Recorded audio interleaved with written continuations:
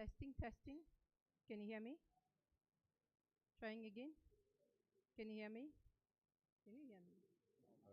No, I hear you, but not. Okay, it looks like I'm audible now. Welcome, welcome. Please be seated so that we can start. 1441.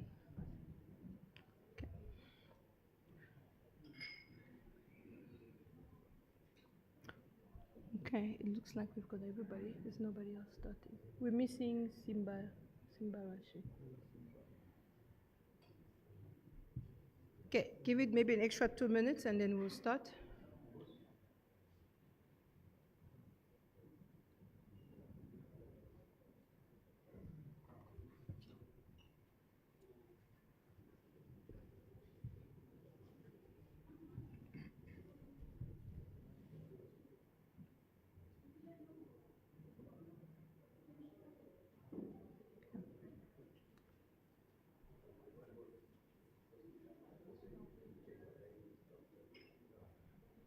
Okay.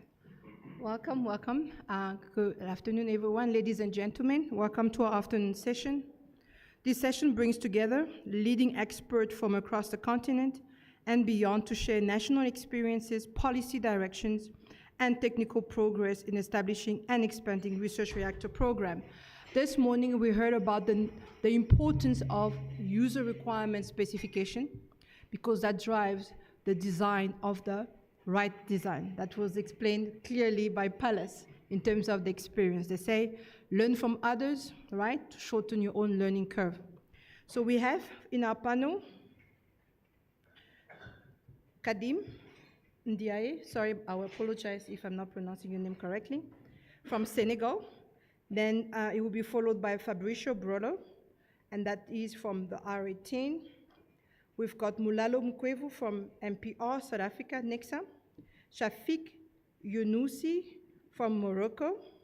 And we have Shimba Rashe, who's missing, by the way, from Zimbabwe, followed by an addition, you might not have it on your program today, that is Alejandro,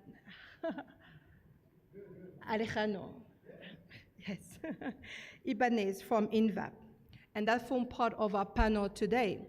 So we will start with you, Kaib. The floor is yours.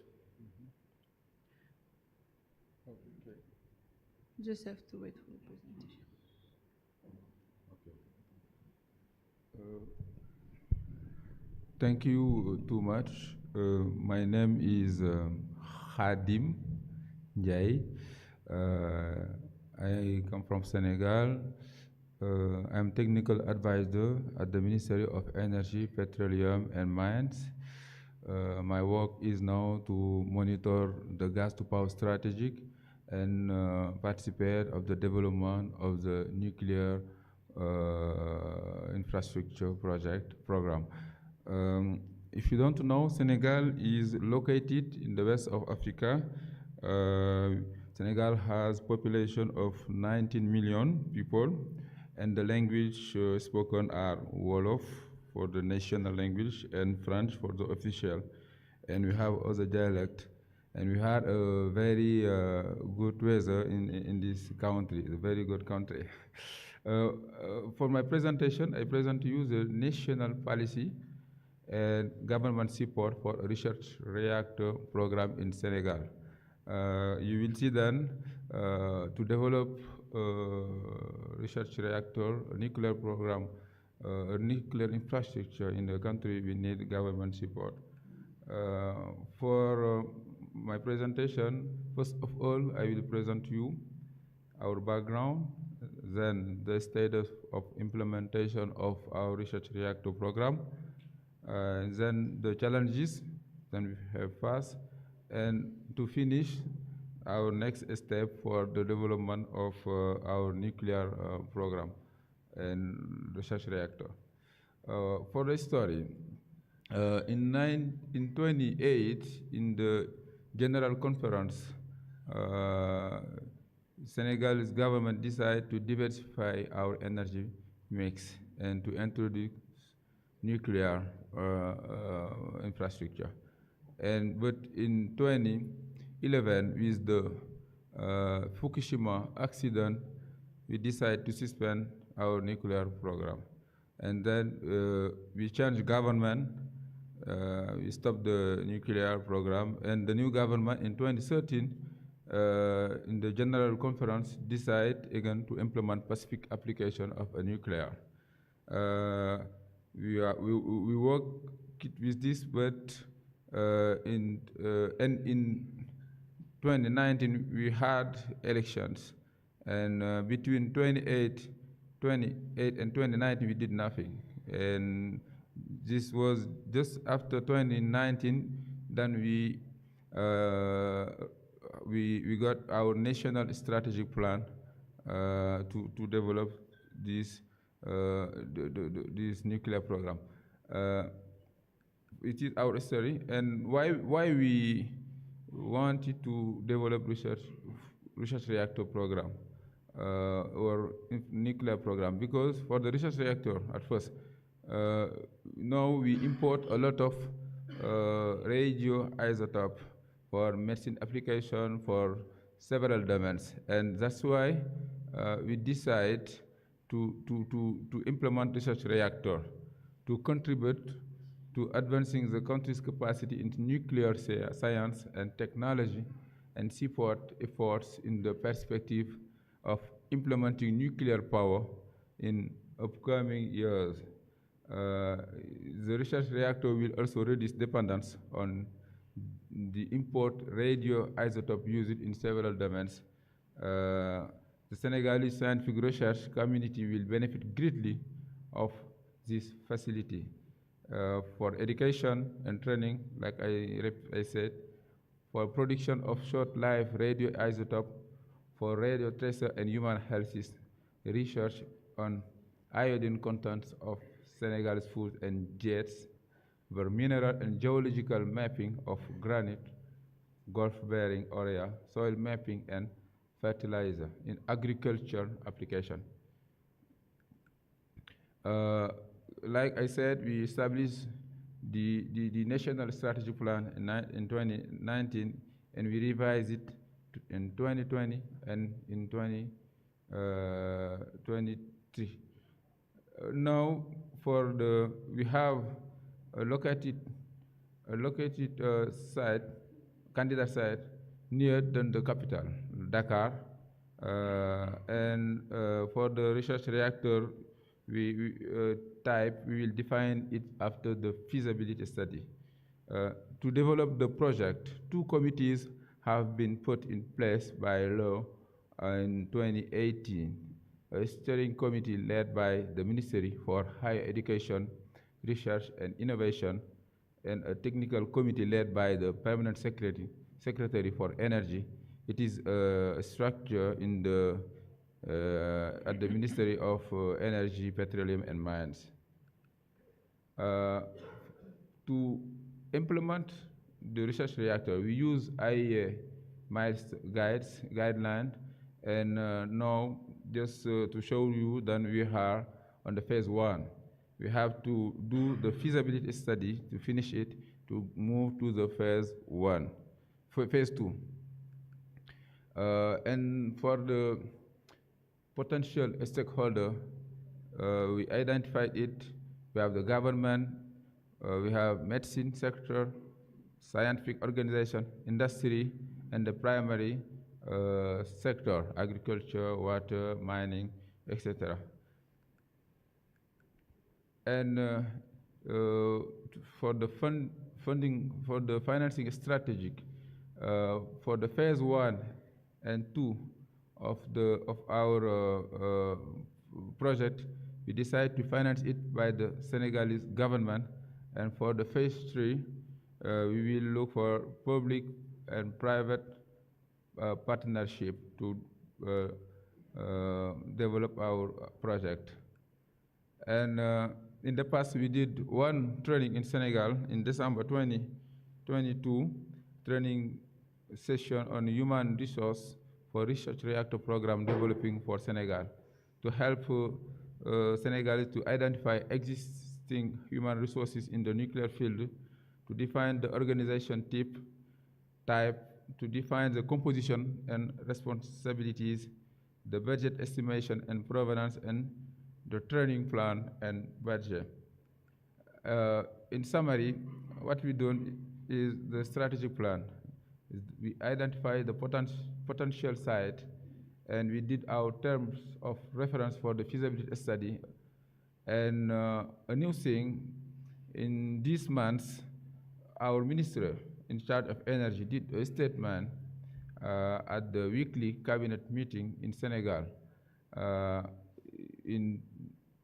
We will organize a high-level information workshop in Dakar in the second quarter of 2026 with the IEA to establish.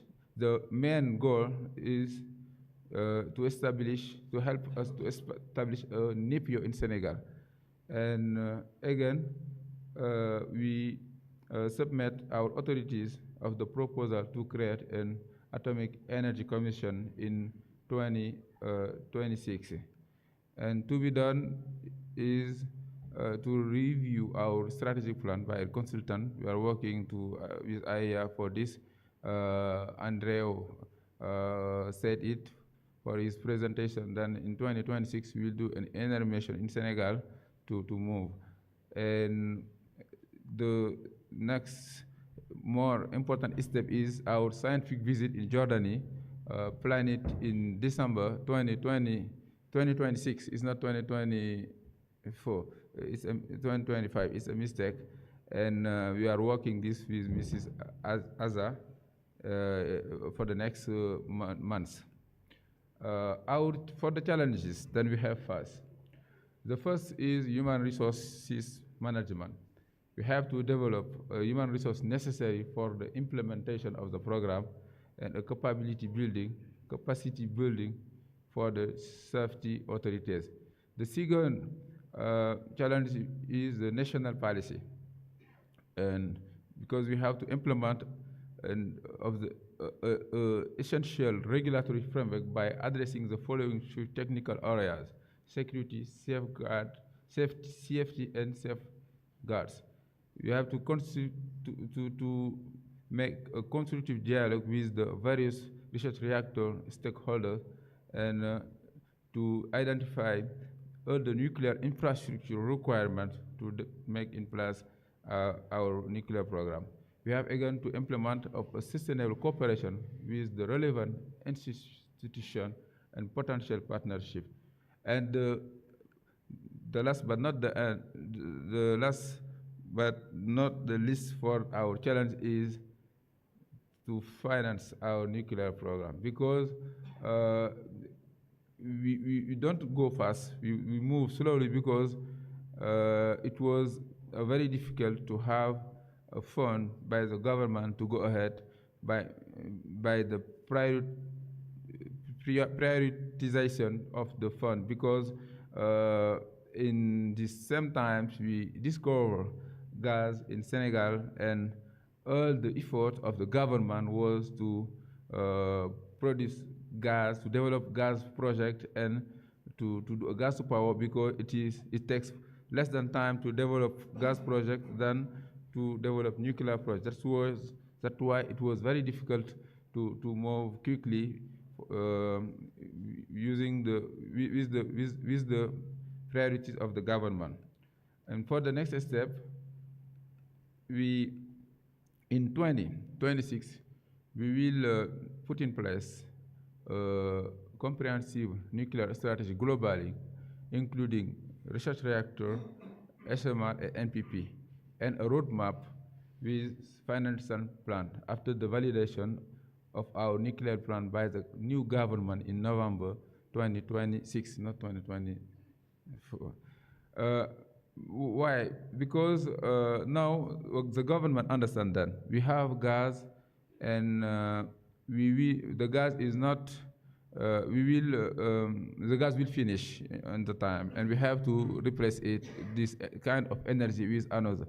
And now the strategy is to use the profits of the gas to develop a nuclear power plant. And before this, we have to put in place a research reactor to help the scientific and the population to learn with the nuclear application. That's why we will do the same. Research reactor takes less time than NPP or SMR. They take more than time. That's why we do together the two programs now, and we'll finance it by our gas profits.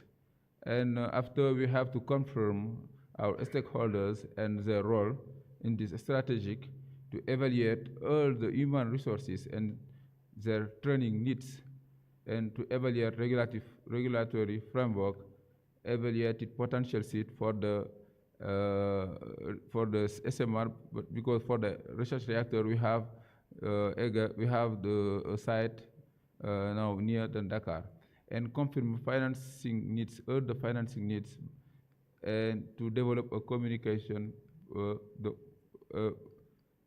plan. And all this using the IEA guidelines to move.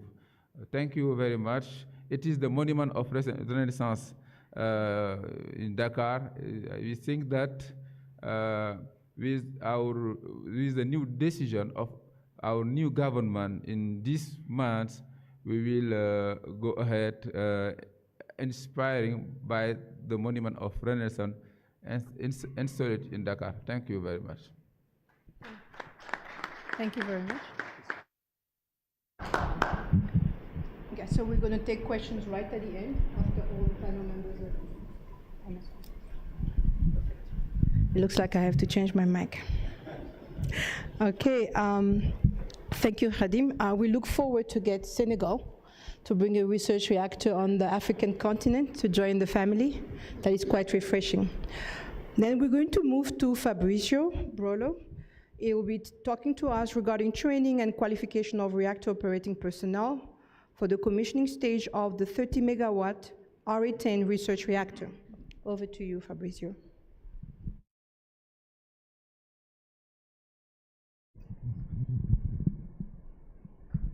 Hi. Okay. Good afternoon, ladies and gentlemen. Thanks to organizers to the opportunity for be here and share with you our part of our experience in nuclear projects. I work for the National Atomic Energy Commission of Argentina, and I will present you the training and qualification of reactor operating personnel for the commissioning stage and the future operation stage of the RA10 research reactor. Before to start, let me introduce myself. Since 2014, 2015, I am the reactor manager of the RA6, but in the context of the RA10 project that was involved from the very beginning in 2010, I'm participating in the bidding process and the gathering the requirement of the user and the stakeholders. And I participated in the conceptual design, and as a part of the team, as a member of the team for the engineering coordination, during the stages of the designs, the basic and the detailed design. And approximately in 2015, 2016, we started to select the staff for the new research reactor in Argentina in order to develop a program, a consistent and systematic approach and a systematic program for selection, training and qualification of the personnel for the RA10. Currently, I am responsible, or I am in charge of supervise the whole process from the license and on-the-job training, different parts that I will present in slides, in next slides. As a summary of my presentation, at first I will present the national regulatory framework for licensing and authorization for personnel in research reactor in my country. After that, I give you some remarks in requirements that have different positions in the chart for operating a research reactor in different levels. After that, I will present the program specifically for RA10 that we develop.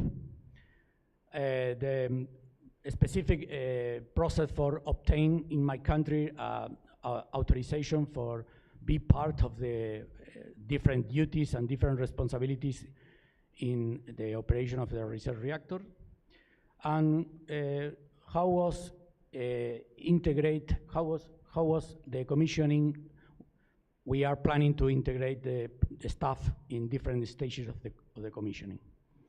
Some lesson learned that I will share with you, and conclusions. Okay, our regulation established two stages process for licensing and authorization of personnel. The first stage is individual license. Is a kind of generic function for different positions in the reactor. And this program covers the engineering of a research reactor, thermohydraulic, reactor physics, instrumentation and control, and fundamentals of radiation protection and fundamentals of nuclear safety, and also regulatory standards and mandatory documentation. But it's all a theoretical approach and is not specific for any installations. The regulator establishes or defines 3 levels of license. The level 1 just for the position of the reactor manager. Level 2 for supervisors, for instance, operation manager, chief supervisor, and radiation protection manager. And in the lower level, the level 3 is for technician, operators, and radiation protection officers. In the second stage, that part of the licensing process is specific for each installation, and is organized in 3 thematic modules or blocks. Block A is documentation and information related to the installation, for instance, the safety analysis report, the operational limiting condition documents, procedures, etc. The block B is specifically the design of the installation, the systems, all the parameters, etc., layout. And last block, block C, is connected with the task in normal operation and emergencies.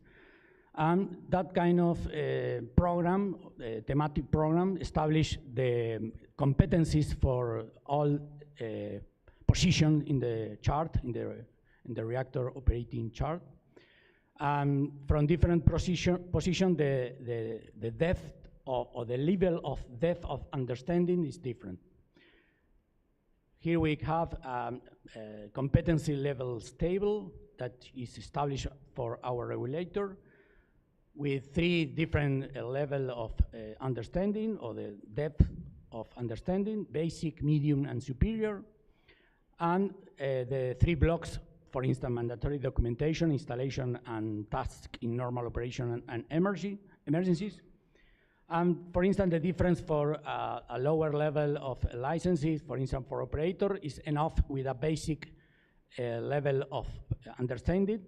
For instance, in case of installation, with the knowledge of layout, location of rooms, equipment, and system. But in the other hand, we have the superior level of understanding or the competencies for instance, for reactor manager or operation manager, which add other competencies, for instance, the ability to describe the physical principles of operation of equipment and system, the dynamic of different systems, the performance that is necessary to obtain, and the impact of potential failures on safety from the postulated initiating events. Regarding the competence requirements for position specific, this is a chart, generic chart for research reactor. In the top of the chart, the reactor manager, the responsibility and the roles that are coping with this position is different, and we need to develop a program that take into account these different mandatory knowledge areas and depth levels required for that different role, for those different roles. For instance, for the reactor manager, the highest depth in all thematic areas are required. Is responsible for overall reactor oversight, safety management, regulatory compliance, and in case of emergency, they have to lead the emergency actions. Operation manager, shift supervisor, radiation protection supervisor have responsibility for conducting and supervising different activities and tasks in the reactor.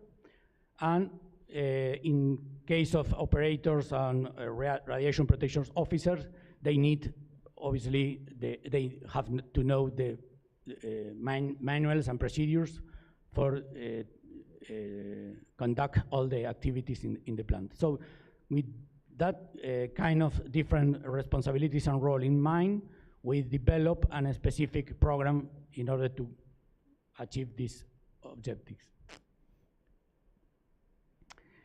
The specific program or the specific structure for the training and qualification program for RA10 consists in three main elements or main components.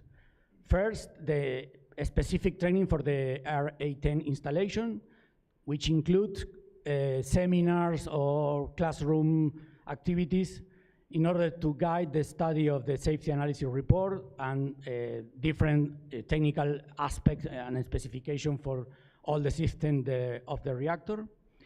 But that kind of installation specific training is mainly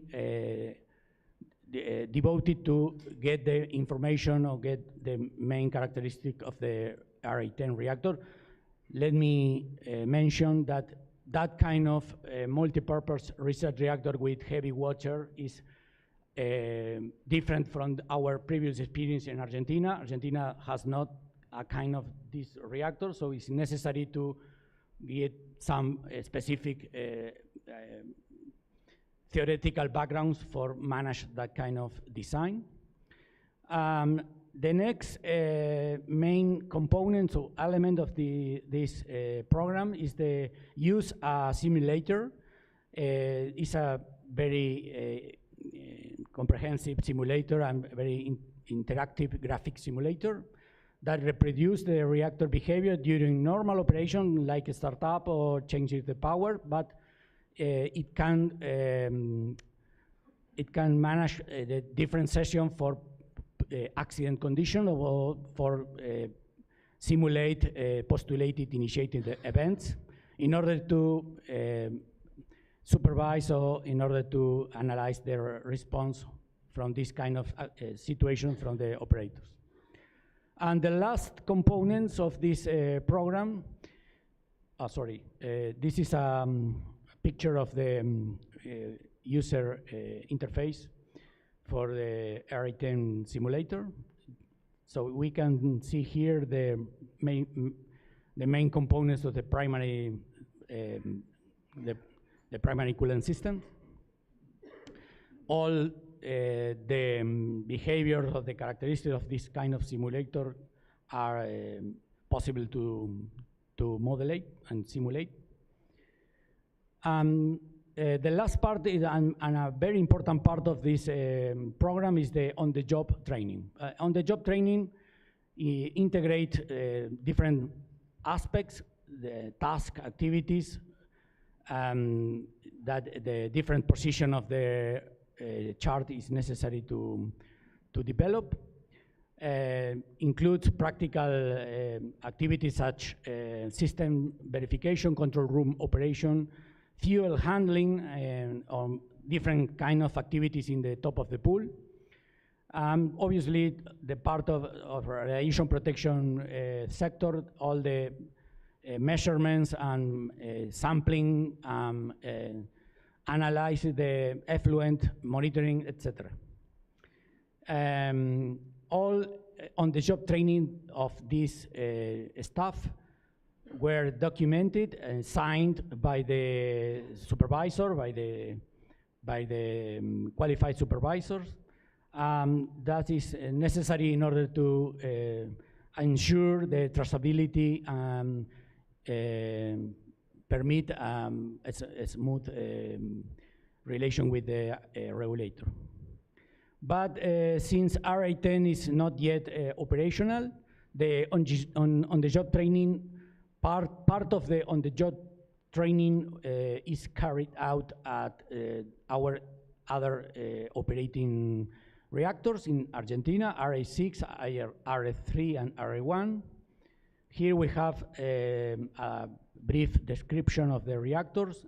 We have two critical facilities or university reactors of very low power, RA0 and RA4 in universities of different provinces of my country.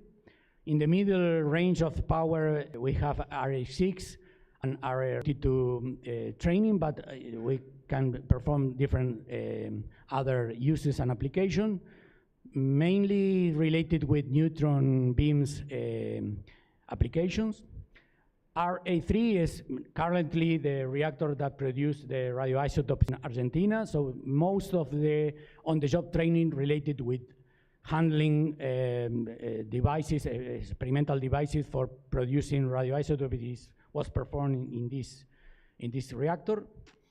All this research reactor fleet is available in order to integrate the staff in the very beginning of the training process in different activities, in different size, powers, and application that we are include in different reactors. This is a picture of the different reactors in Argentina. Concerning the qualification and in order to obtain the specific authorization for the commissioning stage, the qualification process for RA10 is based on the standards RA011 for just for research reactors, licensing of personnel for research reactors. First, the candidate must obtain the individual license for, as I mentioned before, for generic function. And after that, the process for obtaining the specific authorization requires two elements: the completing the on-the-job training, fully supervised and documented, certified and endorsed by the responsible entity and for CONEA, and obviously recognized for the regulator. And we have a specific examination in order to demonstrate the knowledge of all characteristics and procedures and activities that is specific for RA10.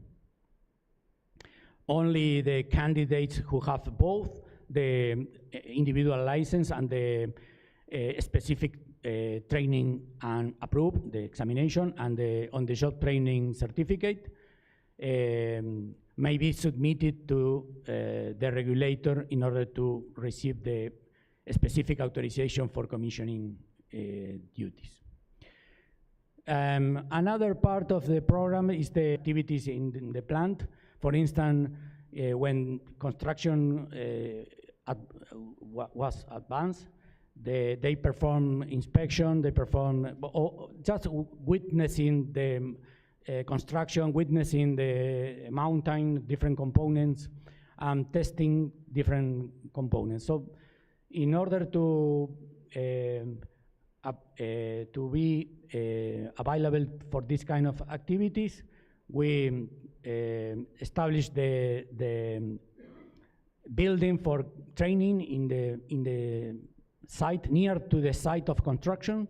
So the participants or the staff can go every day to the construction site and oversee different activities during this stage.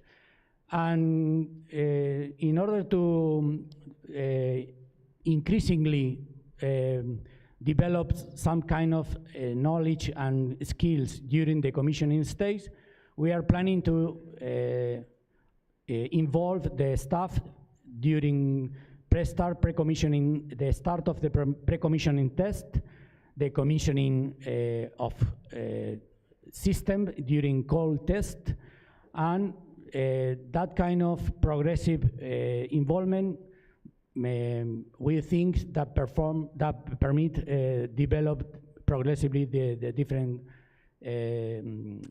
skills and aptitude to perform the duties during the power stage. Here we have different aspects that we are considered to perform during different stages. And when we achieve the last stage of the commissioning with criticality, first criticality and power ascension, we think that the personnel is enough, is training enough for performing their duties. Okay, some lessons that we learned during this process and we would like to share with you. The early integration between training and design we think is essential. Starting training during, maybe during late design or at most the early construction, because part of the team, part of the staff was involved in preparation of the different documents, different manual procedures, the OLC documents. So this is very important in order to get a very, very familiarized staff with the characteristics of the reactor. The use of operational research reactors available is a very invaluable tool for practical training. In spite of that, this kind of the design could be different from the RI-10, but most of the activities and tasks in all these reactors are pretty common. Okay, next, the simulator plays a key role, enable practice of different situations and different conditions. And the last lesson that we are would like to share is the documentation and traceability of all the stages and all the phases of the process is very, very important in order to ensure verifiable, auditable evidence of each candidate. Okay, in order to finish, my conclusion of this program is the RI-10 has a very, very intense program that starts from the very beginning. In 2015-16, we started with the program.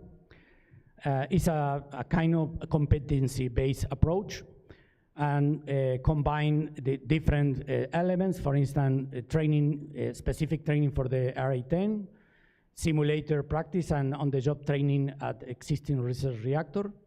We follow the regulatory path, the 2 stages regulatory path, individual license and a specific authorization. We can share with you some lessons or key lessons that include integration of training with design, the importance of operating reactors for hands-on learning, and the value of high fidelity simulation and strict documentation of the process.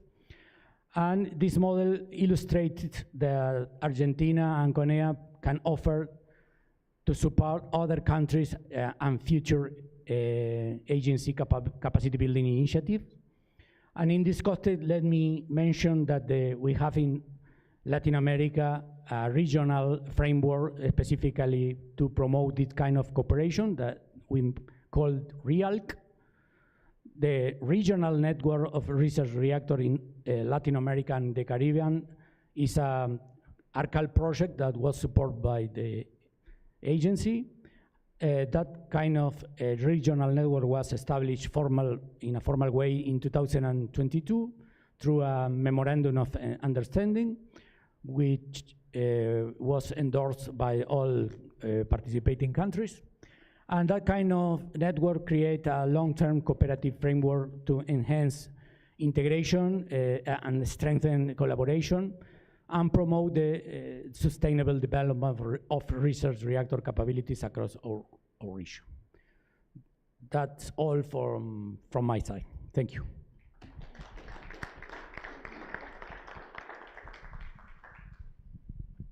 Thank you very much for sticking to the time. Very well done. Again, I hope the lesson learned that are being shared here, that the panel members will take it through, because this is valuable since most of you are still in the initial phase of getting to the design. There's a 80-20 rule in project management that's formed part of the 20% you do. With that said, we'll move over to Ms. Mukwevu from NECSA. She will be presenting on the status of the MPR project.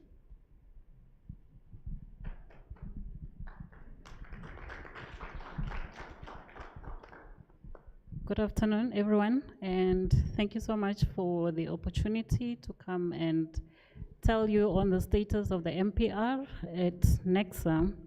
My name is Moraro Mukwevu. I'm the program manager at NECSA, overseeing the neutron source generation, which overlooks the MPR and also the LTO for Safari. Okay, my presentation outline is as follows. We'll talk about the background of the MPR, the scope of the MPR project, the project milestones, the project status, and I'll do conclusion. Okay, yesterday we heard about the evolution of the Safari, and I won't go deep into that.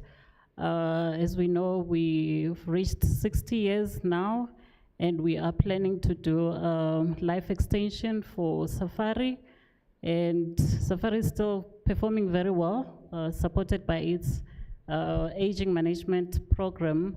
So to ensure business continuity at NECSA, a new multipurpose reactor was initiated.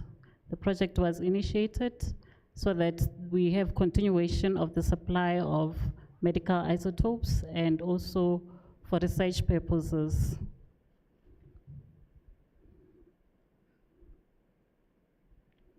Okay, this new MPR will be flexibility to operate beyond 60 years. I know I said for 60 years, beyond 60 years, and also will ensure that the design is adaptable to changes in market fluctuations and also in research requirements. It will also provide support for the South African nuclear industry as a vital nuclear research test facility and a commercial reactor for the production of molybdenum, which we already are doing that currently. It will also be recognized as a regional resource and a center of excellence for nuclear science and technology, and it will be respected by both regional and international community. It will align with the South African National Development Plan 2030 and also contribute to the United Nations Sustainable Development Goals. So the design of the MPR will be in such a way that it will operate for more than 300 days, as we are doing already at Safari, per annum at full power. Okay, looking at the project scope, so it's the multipurpose reactor project. We have the reactor facility, which has the neutron beamline center with it, and associated with that, there is a fuel and material testing facility that will be together with the reactor building, and that is for post-irradiation testing. And then we also have, as part of the scope, the fuel fabrication target plate manufacturing facility. And also we have the auxiliary facilities there, which is now our supporting services, waste management, liquid effluent, to ensure that there is support for the new MPR. And then we also have an on-site accommodation that we plan to build together with this MPR. This will ensure that all the researchers that are coming from near and far will be able to have accommodation on site. They will not be limited by time. Research can be done 24/7. Okay, looking at the current governance structure that we have, just want to see if the pointer works.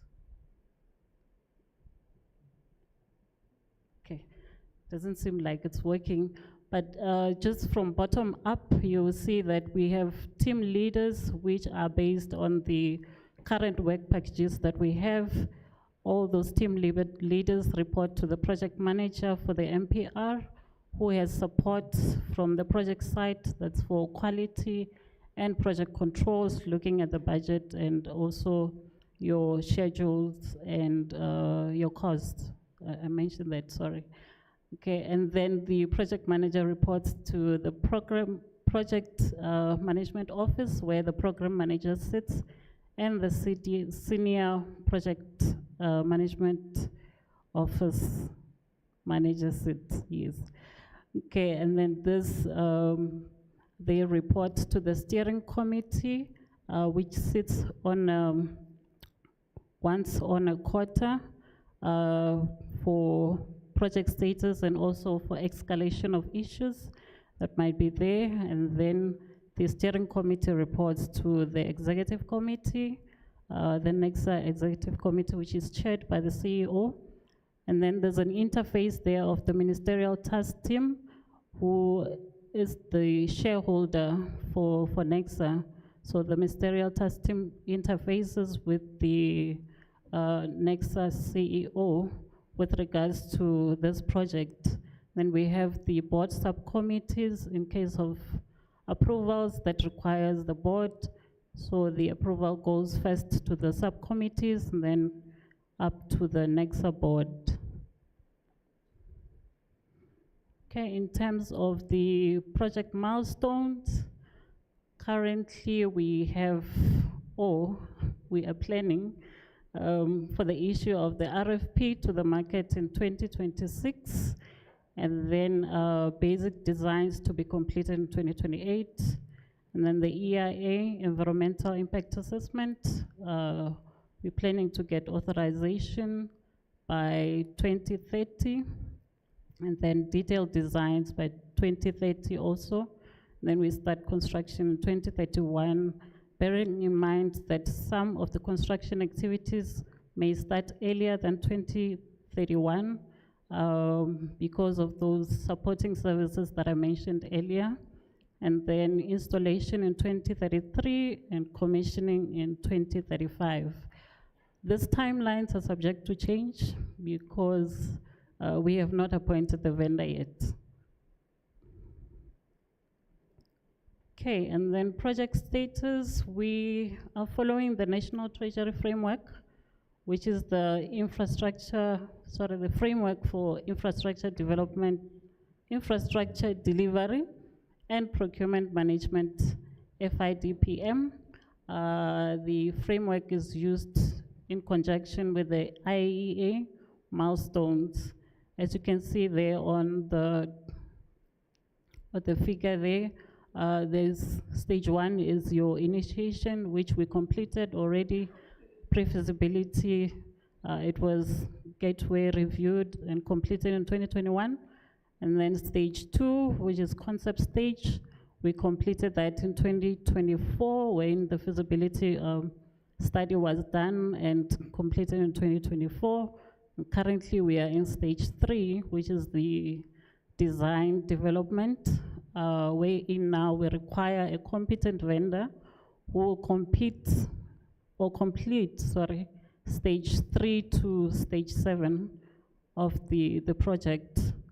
and that will be done through the issuing of the RFP to the market. We have currently developed that RFP.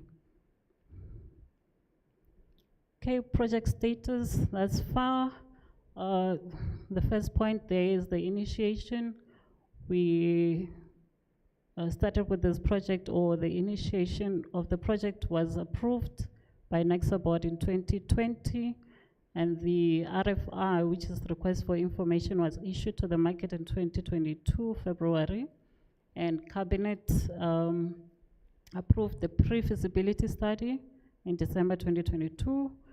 The MPR project was registered as a large infrastructure project with the South African National Treasury, and that shows that the government is behind us and supporting us.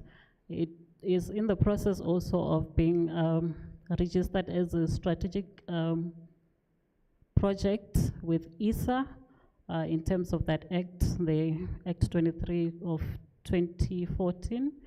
The business case was approved in 2024, October, and we've received ministerial approval in terms of Section 14 there, which is cost to erect. So we cannot appoint a vendor without this approval. So it was approved, but then there was an amendment due to the contracting strategy that we're following. So we're still waiting for that approval.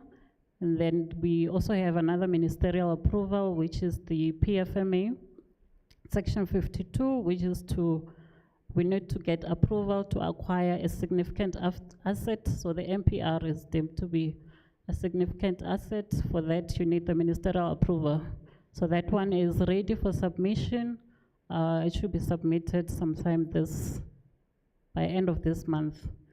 And then in terms of funding, we are being funded by the government, and we've received funds to execute stage 3 of the FIDPM, which is design development or design documentation. Okay, in terms of environmental impact assessment, phase 1 is complete. Phase 2 is progressing well. Most of the studies have been completed. We've applied for basic assessment, and we're in progress. We did public participation. Also, it's completed.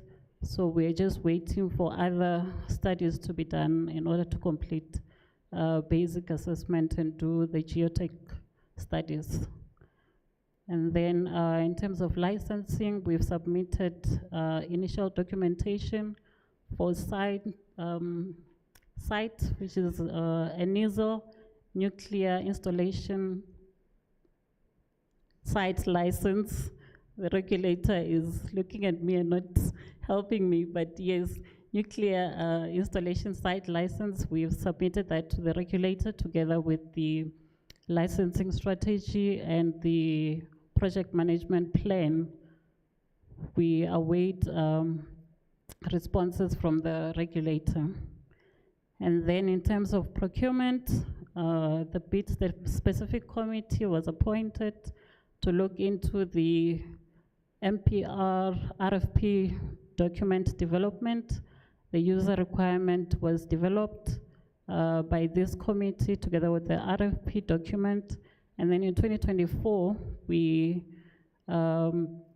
appointed transactional advisors to assist with the review of the MPR RFP, which that was done, and now the RFP is completed, but it's being reviewed by National Treasury and also by CIDB, which is the Construction Industry Development Board, to ensure that we comply with all the regulations that are in place, so that when we go out to the market, we don't have any major issues.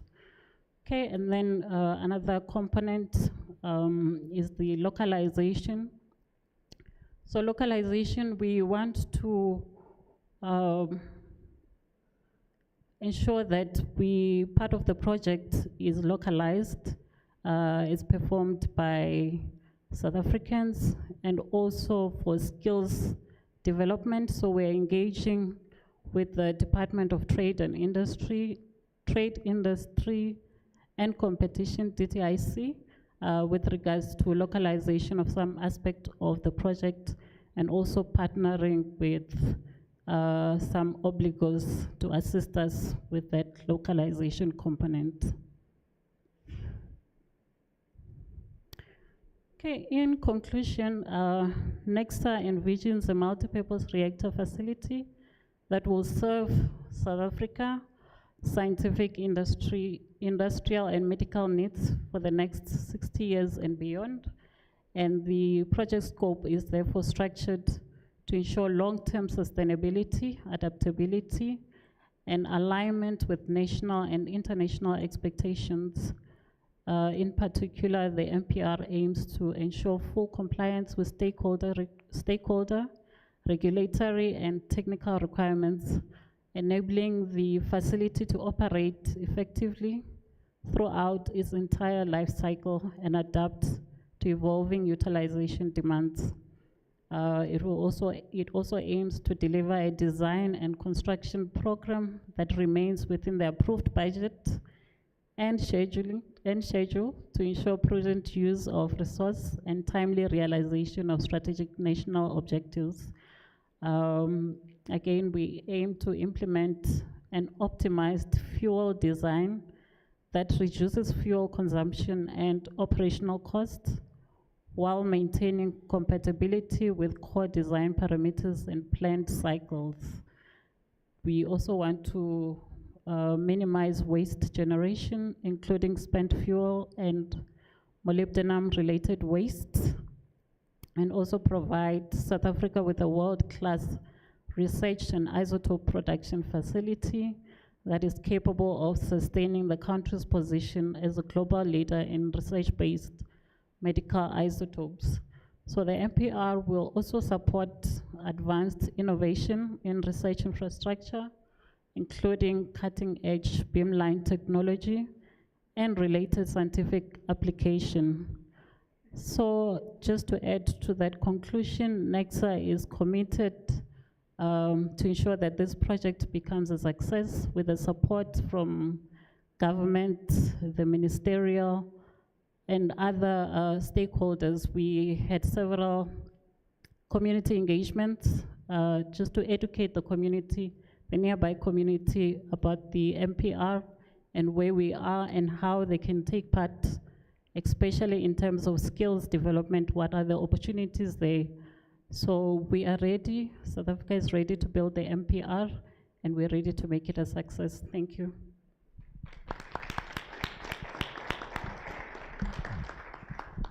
Thank you very much. Thank you very much, Mulalo. There is an exciting time in South Africa, and we look forward to the release of the RFP, which is coming soon, by the way. Next presenter, Shafiq Yunusi. He will be talking to us regarding the Moroccan Trigger Research Reactor as a platform for education and training in the frame of IRL and ICERR initiative. With that said, over to you, Shafiq.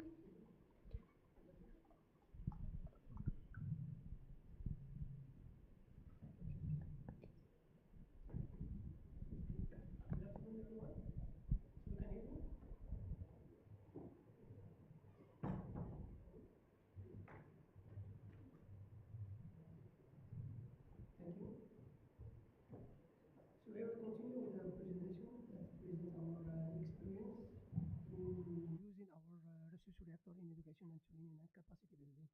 My name is Shafiq Yunusi. I'm from National Center for Nuclear Energy Science and Technology from Morocco. It's well known that research reactors are an essential tool for developing skilled human resource in the nuclear field. Of course, they can serve as a hand-on training platform to enable students, engineering technicians to gain direct experience with reactor operation, instrumentation, and so on. And also, they are used for capacity building for national programs, which equip professionals with competencies needed for nuclear power development, research, medicine, and regulatory oversight. So here are a few words on our trigger reactor. So our reactor is a standard design, Triga Mark II reactor, an open core pool type reactor with a nominal power of 2 megawatt, with the possibility to extend the power to 3 megawatt, but we should first install a forced core cooling system. The neutron flux is about 17 to 13 in the central tube. The fuel type is a mixture of hydrogen, zirconium, and uranium, in which the content of uranium is 8.5% with enrichment of about 20%.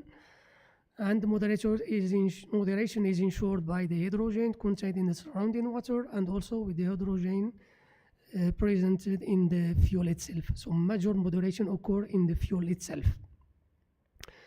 The reflector, there is a block of graphite surrounding the core, and the reactor is controlled by 5 control rods from boron carbide. So the initial criticality was reached in March 2007. So I know that there are some colleagues from Triga facility. So this is the youngest Triga in the world, and this is the last Triga that have been built with the General Atomic.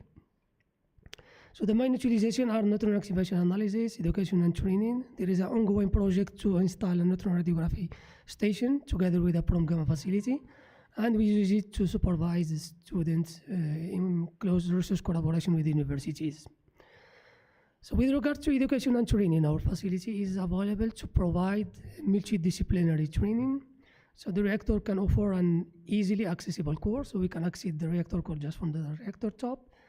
Different irradiation positions, that means different level of flux, a variety of operating power levels, so we can reach the power study. We can go from 0 power to full power just in 10 minutes. The ability to obtain the axial flux distributions, a spacious control room, and training materials are available in French and English. So the reactor is suitable for education of students at all academic level, bachelor, master's, PhD, and also for professional training. So a set of practical courses and exercises have been prepared by our reactor staff, and the courses are designed in such a way that each exercise contains first an introduction giving the overview of the experiment, theoretical part with necessary elements for the proper conduction of the exercise, and finally the work expected from the students. So at national level, we receive each year students from national universities. Each year we dedicate a period of time to receive students, especially in the before students go to internship. So we receive them to have some demonstration and some experiments on the reactor. But we noticed in the last 5 years that the number of students significantly decreased, and also the number of masters dealing with reactor physics also decreased. At traditional level, we have organized many courses in collaboration with IEA. So there is a list of the most relevant courses that have been organized over the past 10 years. So I started giving just a few words for each course. In 2014, we organized a 2 weeks training course on safety of research reactor. So in this course, we had some experts from IEA that give some lectures. And at the beginning of the course, we did some pre-test evaluation to have an idea about the background of the students. And the majority of the time was dedicated to experimental work on the reactor startup demonstration, control calibration, power determination, etc. So to this course attended, if I remember well, 14 participants from 10 African countries. So it was only for African countries. In 2017, we organized the second Upper Research Reactor School. It was fully dedicated to radioisotope production. So in addition to theoretical lecture given by IEA experts and some experts we invite, there was the 2 last day was dedicated to a live demonstration of the production of U-131 in our reactor. So the participants went to the laboratory, they prepared the target themselves, they attended the welding process, the leakage testing, and they went to the reactor to see how we load the capsule into the core. And the last day, they went to the lab to attend to the post-irradiation process. So it was a training course that covered the whole process from the beginning to the end. So to this course took part 17 participants from Algeria, Congo, Nigeria, South Africa, Ghana, and Libya. In November 2022, we received some participants. I think those Nigerian guys. This course was organized by our regulatory body, but the parts of this training was done in our reactor. So we dedicate 2 days, if I remember, to visit the reactor and to show them a reactor startup demonstration. In 2023, we organized, as Andre mentioned this morning, we organized the Research Reactor School from 15, so a 2 weeks course from 15 to 26 May. 13 participants from Egypt, Ethiopia, Thailand, Nigeria, etc. So in addition to African country, there are some participants from Asia, especially from Malaysia, Saudi Arabia, and Thailand. And this is the course that have been provided to the participants. So in addition to the experimental training on the reactor, there was some visit to the waste management facility and the radioisotope production facilities. So in 2017, last May, we organized the second edition of the Research Reactor School because we agreed with IEA to organize regularly this school each 2 years. In this time, we received more participants, so 16 participants participate in this course. So here you can see the participants visiting the radioisotope labs and the training room at the bottom. The training room that look directly to the reactor console and the reactor hall. Quickly, I go through the training model that we have. So the first exercise that we give to the students is the reactor startup demonstration. We show them the operating mode of our reactor, scram test, the pre-test check that we do in every startup. And we run the reactor to observe the Cherenkov effect. And then we ask students to determine the reactivity excess shutdown margin based on the calibration curves that are provided to them.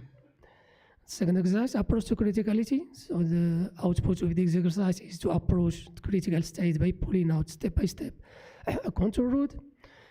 So we put the reactor subcritical, and it's up to the student to predict the real position or the exact position of the criticality.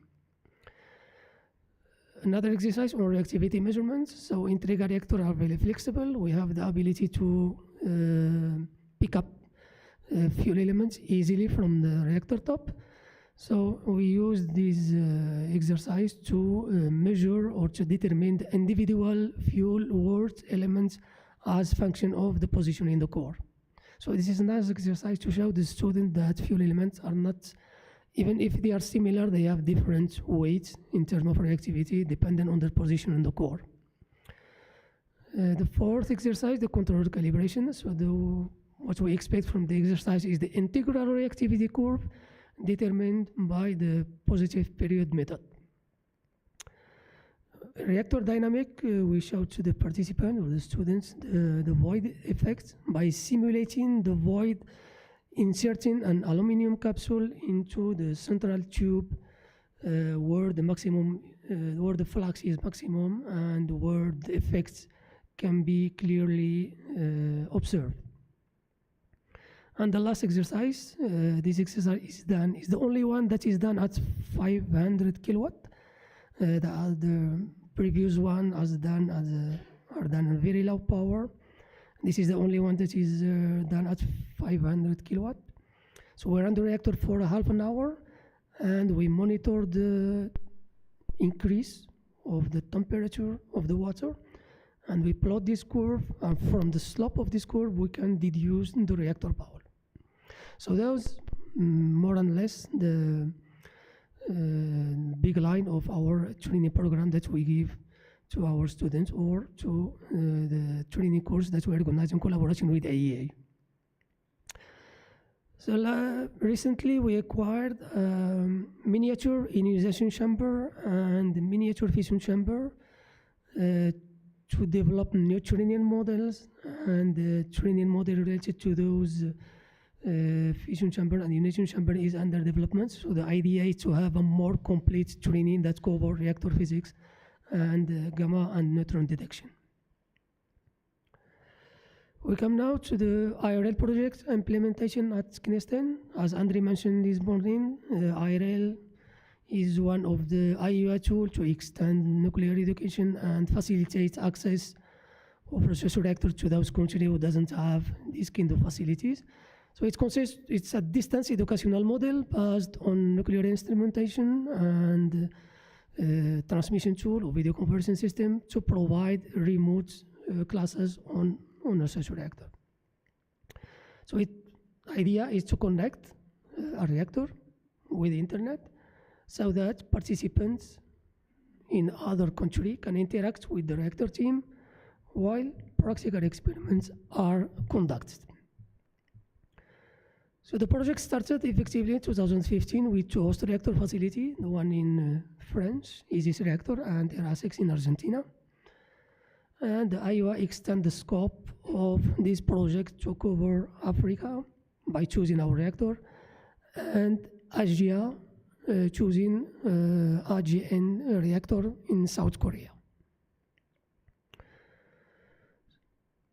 An agreement has been signed with IEA establishing the legal framework of this IRL project in Africa. So according to this agreement, IUA will provide financial support, software, hardware, and video conferencing system to implement the project to us as a host facility. So our commitment is to install the material provided and to provide one orientation workshop for visiting instructor from guest facilities. And also we are committed to perform and broadcast SACE core experiments to guest institutions once per academic year for a period of 5 years. So those are the big line of the agreements that we signed with IEA.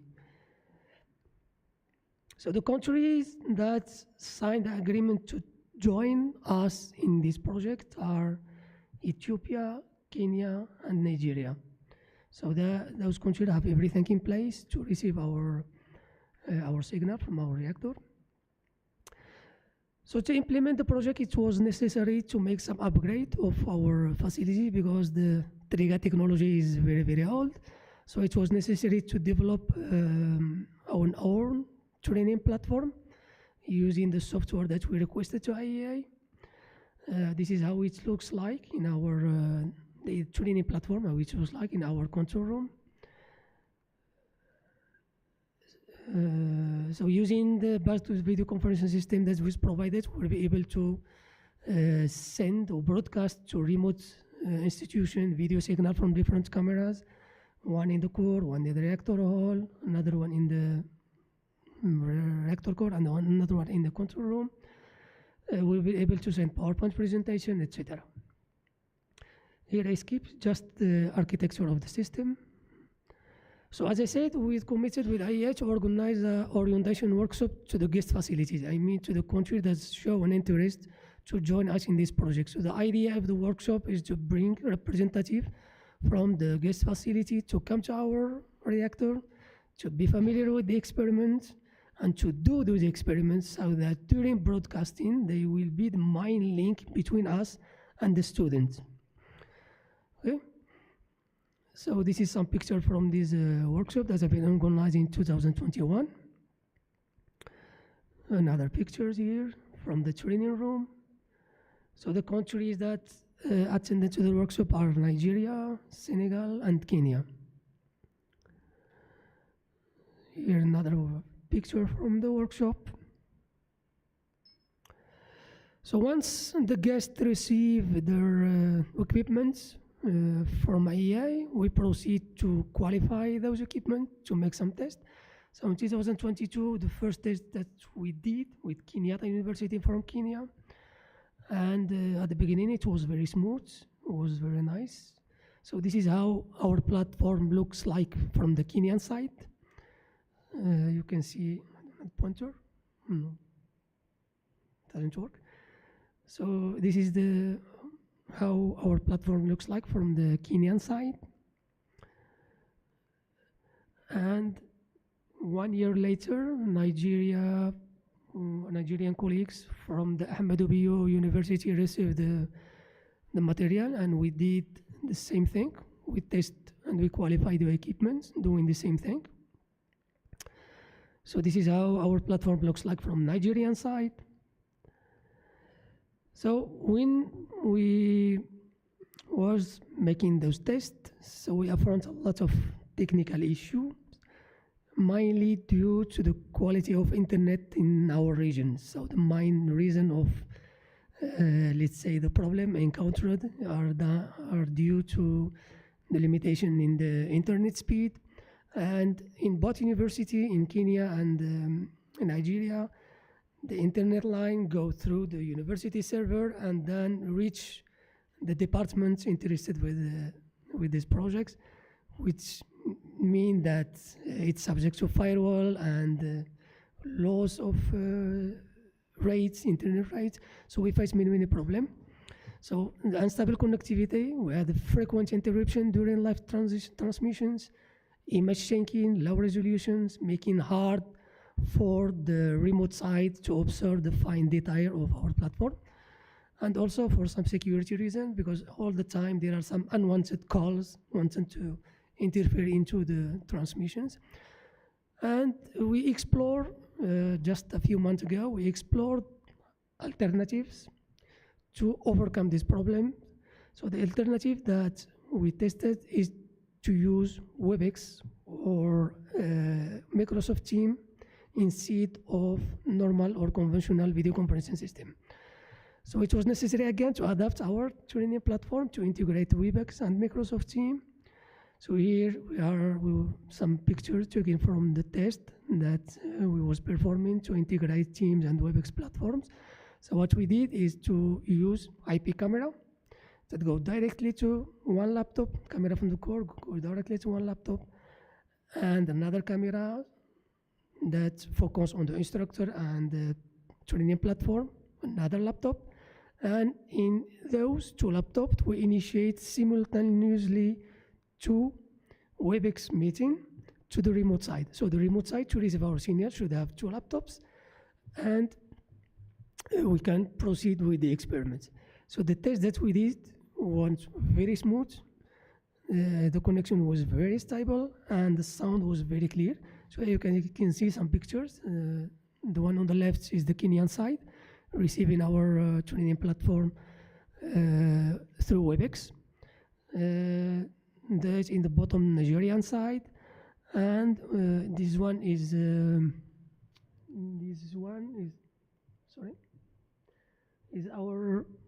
our reactor, our training room. And we make some tests with Khalifa University in Emirates, and it works perfectly. So now we have some administrative issue with IEA to go ahead with the transmission using the platform of WebEx and Teams. I remember also our colleague from Ethiopia was able to join even with his cell phone without any problem. The last presentation concerned the recognition of Knesset as an ISER. So the ISER is a label that IEA gives to some institution that fulfill some logistic and technical and sustainable criteria. So we apply our candidacy many years ago, and in 2022 we received an audit mission from IEA to evaluate our readiness to receive this label. So the idea is to help member states access to research reactor and SLA facility in avoiding the bureaucracy, etc., really timely access to research reactor. And this access is provided through, of course, bilateral or multilateral agreements. For the moment, there are 8 designated ISERs, one in France, CEA, Russia, SECA in Belgium, ORNLL in USA, ICN in Romania, Knesset in Morocco, and CNIA in Argentina. So the area for which the label of IEA was given are education and training and professional training. There is some picture from the ceremony of signature of this ISER designation from IEA. It was just in July. The mission was in July, but the recognition was in 2023. Sorry. So to conclude, the training course carried at our reactor are addressed to a wide range of public. So the training program are developed based on the need of the users, academic programs, right code operator, regulatory body, and the reactor capability, of course. And the pedagogical objective of the education and training are defined for each user. So this concludes my presentation. Thank you. Thank you very much.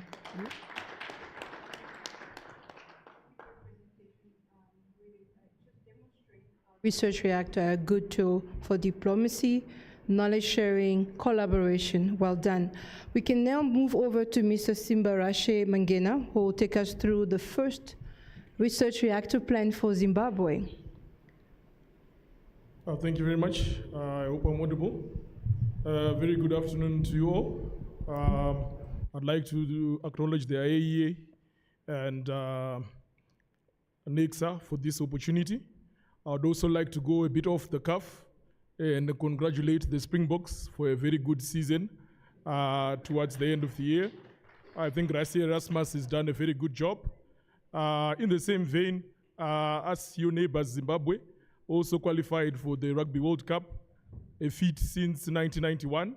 So in that same spirit of learning, we embrace the capabilities and the competency of our neighbors, and we also want to turn a leaf on the academic side and also emulate. Last but not least, I would also want to acknowledge my lecturers who were at the Graduate School of Nuclear Science and Technology, University of Ghana. I'm a proud alumni of that class, and thank you again for the opportunity. Right, getting into the issue at hand, you see the Zimbabwean engagement and re-engagement drive has sought to see and to seek out and ensure that no entity and no representation of the country is left behind. So ever since 2020, we have engaged in an engagement drive so that we learn from the international community and catch up. My name is Simbarashe Mangena. I'm the executive director of the Nuclear Science and Technology Institute. My task is to collaboratively establish and operationalize the Institute of Nuclear Science and Technology under the Center of Education, Innovation, Research and Development. So,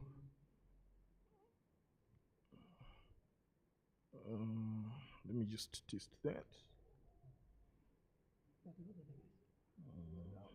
You went out?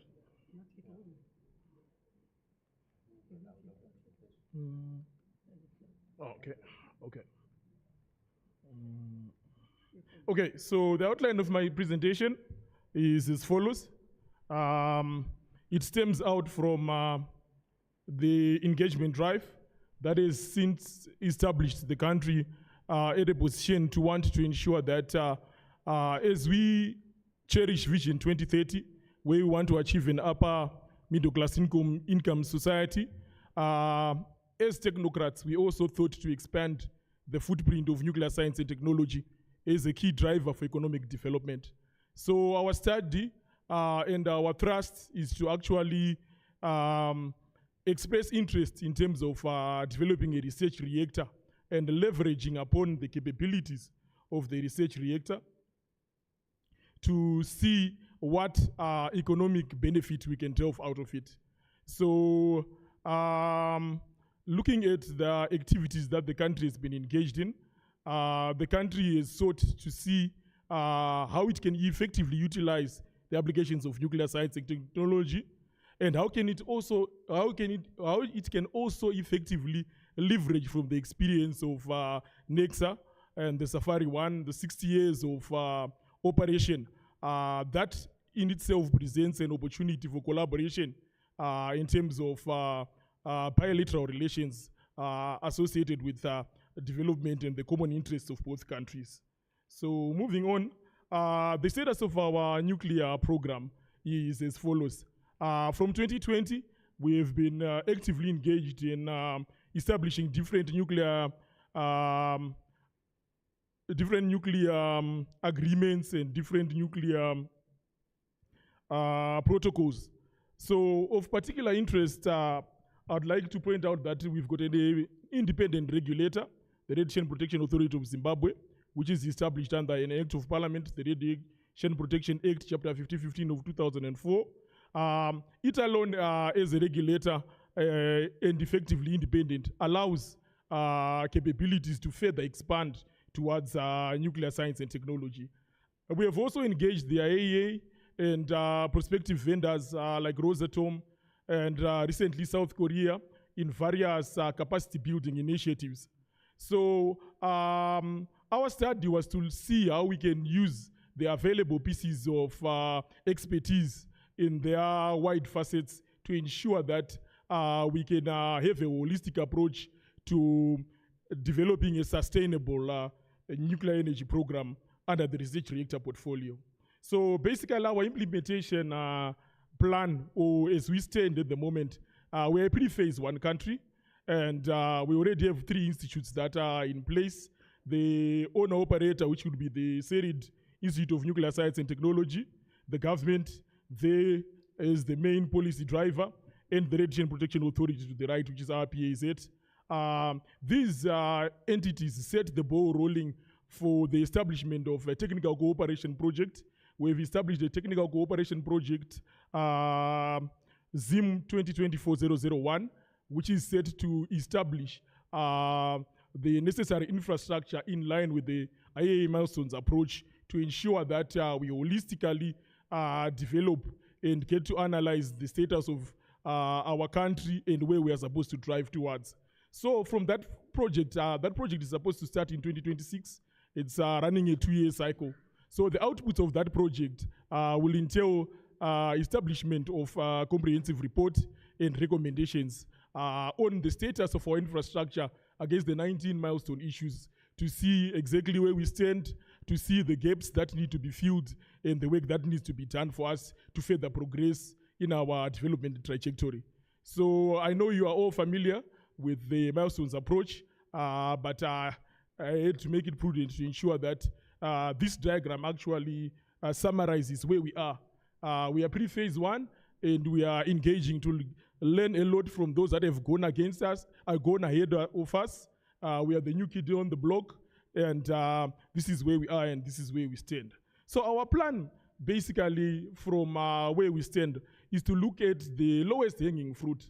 We want to leverage nuclear science and technology as a viable solution to various challenges of the country. The main challenge to speak of right now is the cancer burden. The cancer burden in the country actually rests around 7,000 new cases, and that's the #1 killer in the country at the moment. So pitching our idea as technocrats, we thought it prudent to establish a facility that can actually fabricate radioisotopes to provide a nuclear science and technology-based solution for this pandemic that we have, not only nationally but internationally. So this actually resonated well with our government.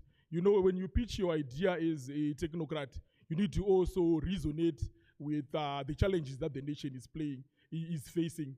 So we thought it very prudent, and we got a lot of political buy-in when we said we want to consider a solution that is wholesome within us to start and to leverage from that revenue. Generally, the country has got 2 radiotherapy centers, and there is a plan to establish about 5 radiotherapy centers throughout the region of the country. The initial status is that we've got Zimbabwe divided into 2 regions, the northern region and the southern region. So there's a radiotherapy center for the north, and there is a radiotherapy center for the south, which are obviously overburdened. So our solution is very much in season as the government drives to want to establish a lasting solution in the fight against cancer. We also thought to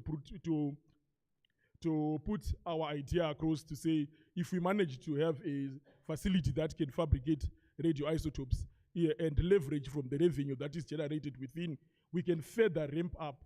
So our strategy is basically a phased approach, which we will use whatever revenue and whatever gains together with government support to further ramp up and expand our footprint towards radioisotope, industrial radioisotope manufacturing.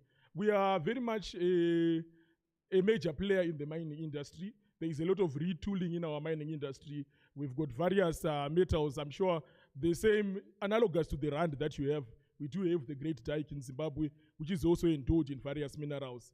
And local and international investment in that area also presents another low-hanging fruit, which we perceive can also be used to leverage the feasibility or to consolidate the need for the research reactor as a capable innovation that can also assist in providing the radioisotopes again for the industry. The various radionuclide technologies that are used for mining and mineral processing, we also thought it prudent to further expand. And looking again at the global development agenda, there's a lot of interest in the use of green technologies, which makes the semiconductors a very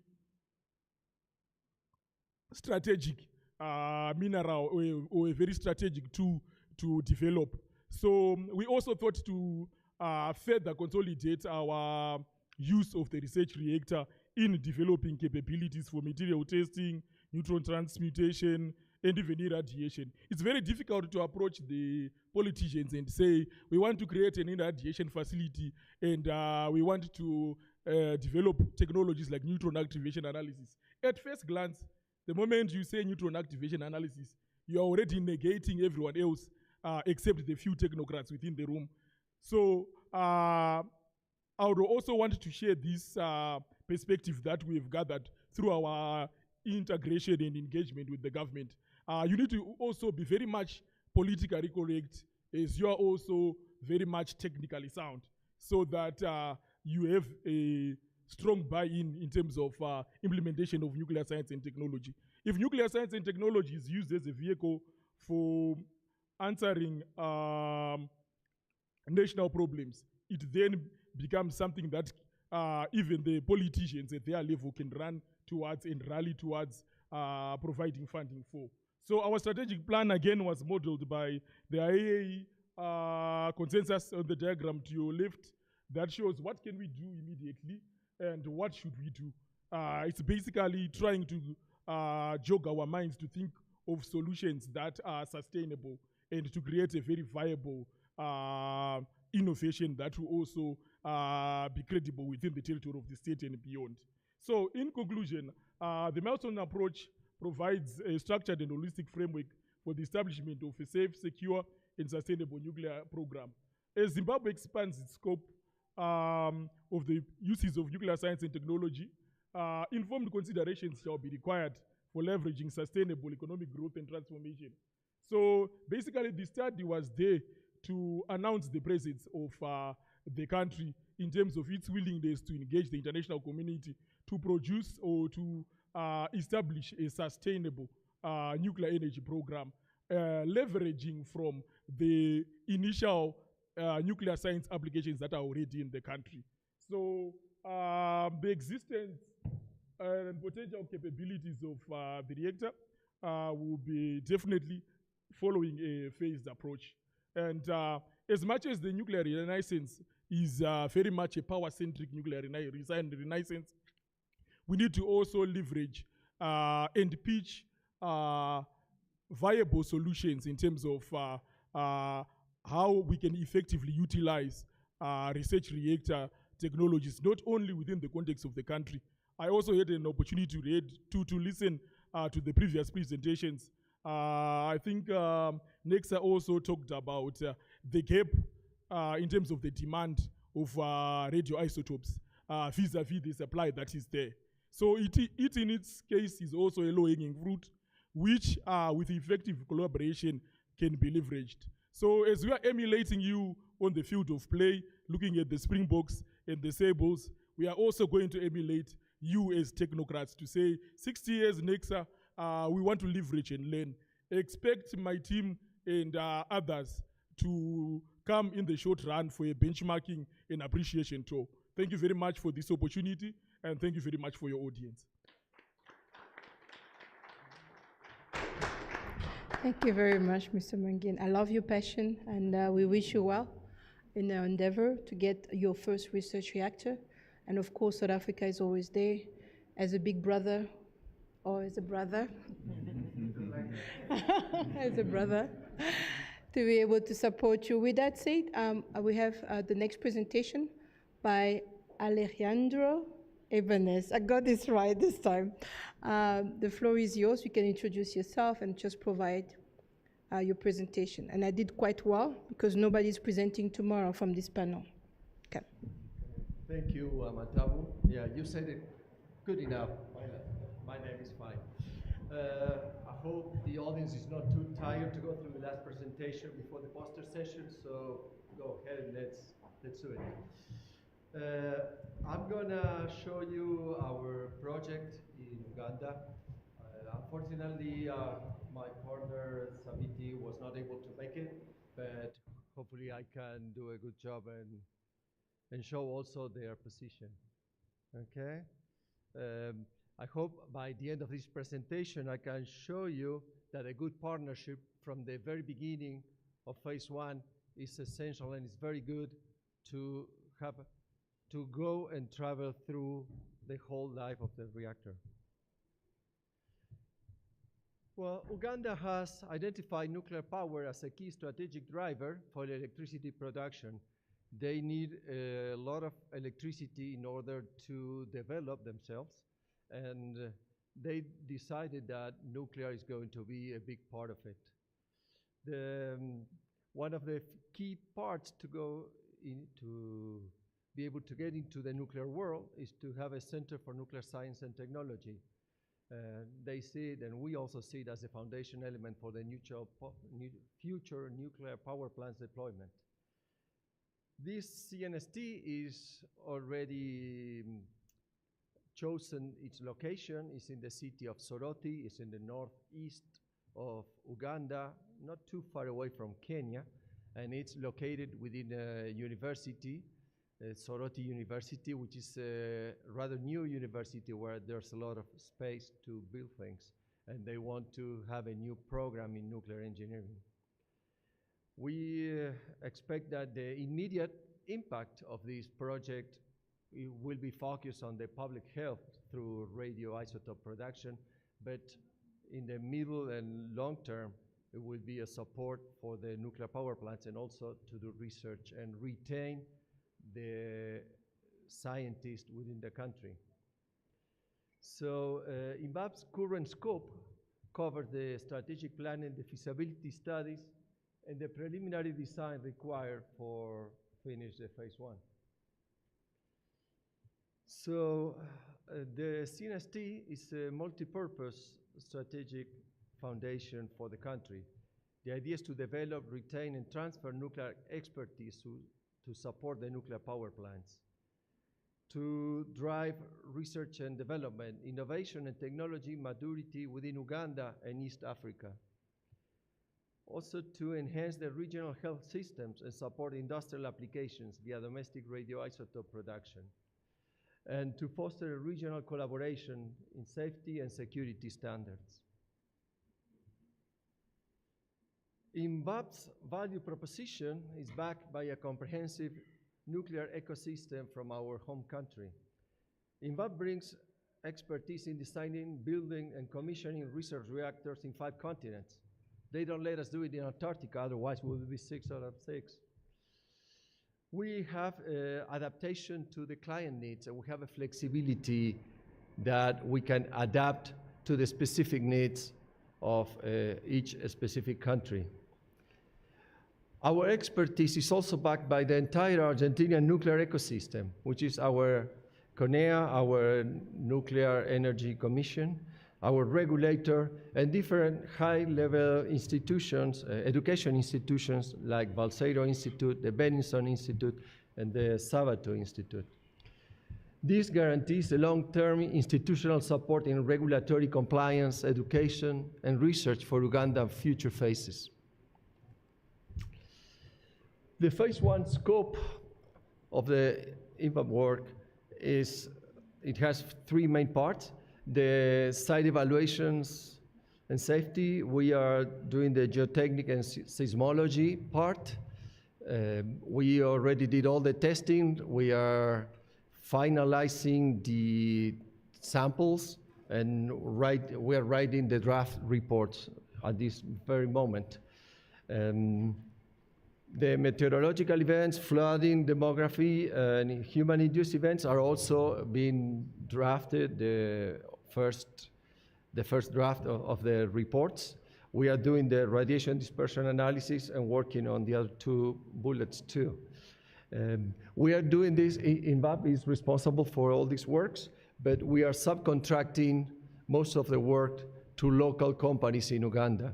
We feel that the local experts can give us a lot at this stage, and they are the ones that, their experts are the ones that know how their country is, and we give them guidance, but they produce, okay?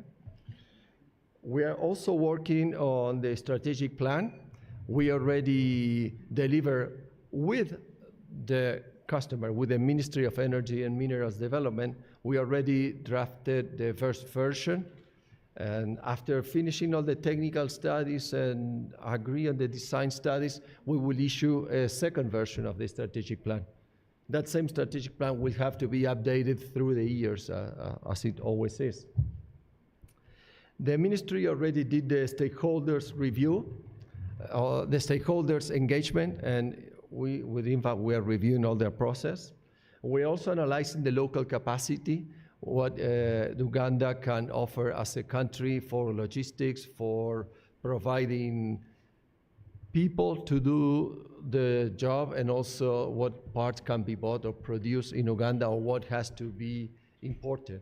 Also, we are analyzing all the different logistics in order to take, to import the big parts of the reactor, or most of the reactor, and take it to Soroti, which is far away from Kampala. And also Uganda, I'm sure most of you have an idea, but some of you don't. Uganda has no coast, so you cannot really take something by ship directly to Uganda. You have to go through Kenya or Tanzania. Fortunately, they are finishing a train line, a train that is going from Mombasa to Kampala, and in the way it should go to Soroti. Hopefully in a few years that will help us. Another work we are doing is we're doing a financial and economic analysis of the whole project, and hopefully we will find that this project is good for the country. We are also analyzing the legal and regulatory requirements, and we are seeing the current regulatory council is not ready to license a reactor like the one we are proposing, but we are analyzing what they have to grow as a council and as a country in their laws in order that they are able to do it. We're also doing a risk management strategy plan that's more standard.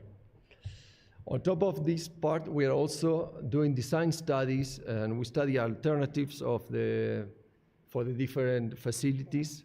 We did a site master plan, and we also did a pre-conceptual design, not only of the nuclear reactor, but also for a radioisotope production facility, for a fuel facility, and for a waste treatment facility, all located within the same campus in Soroti.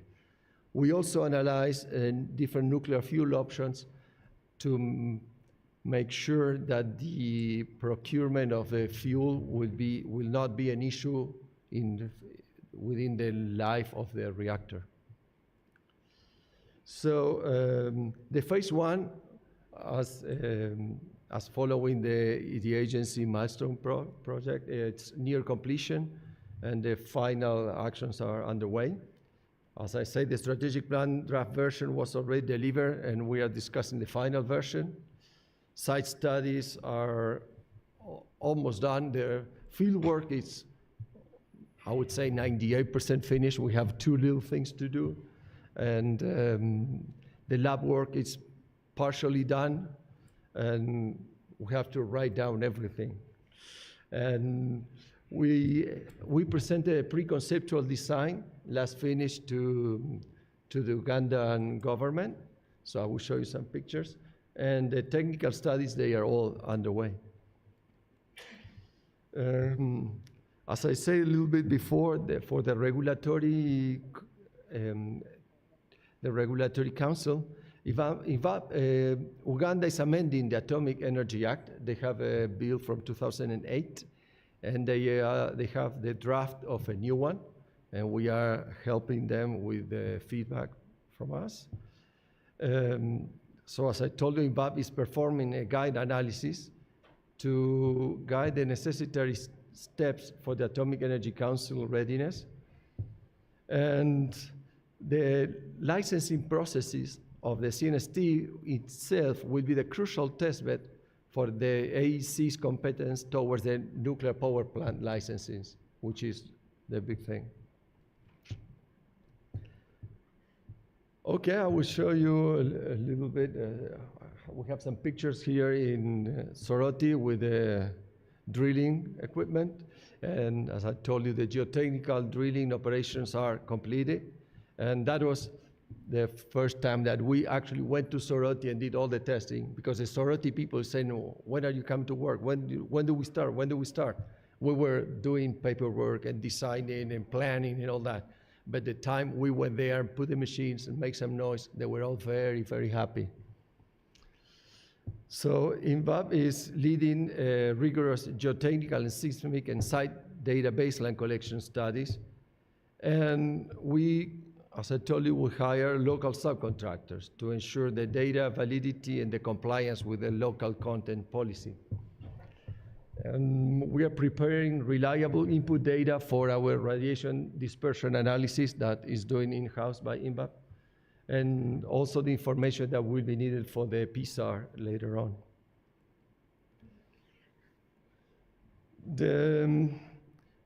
There's a shortage of specialized nuclear professionals in Uganda and in many countries in Africa. So this is one big constraint for the CNST that has to be analyzed and has to be modeled on how much people is needed for all this. But Uganda has as a priority and has an initial investment in dedicating a training infrastructure at the Soroti University. So INVAP provides a technical foundation necessary to define the future specialized training program.